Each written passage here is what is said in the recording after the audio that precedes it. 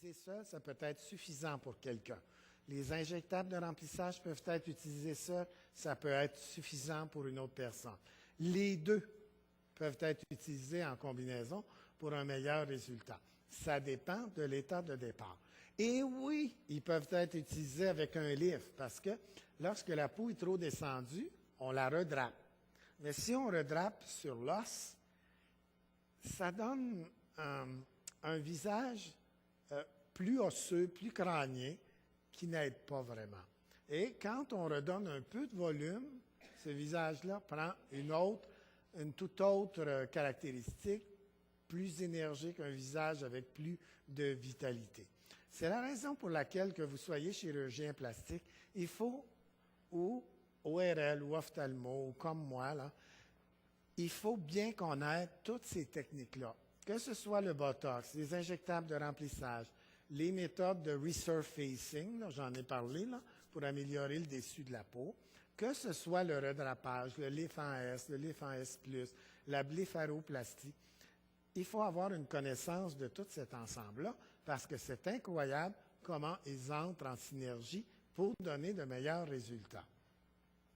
Et si le lift avait apporté les solutions à tous les problèmes, personne ne serait cassé la tête à trouver le Botox et les injectables de remplissage.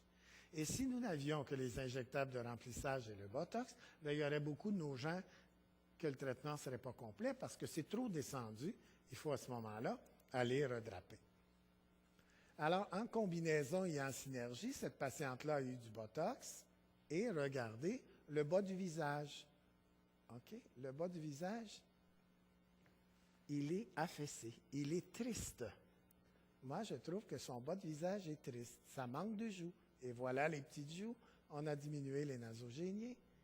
Et, oups, il y a une espèce d'effet de vitalité qui revient. La même chose ici. Alors, les cernes ont été enlevées.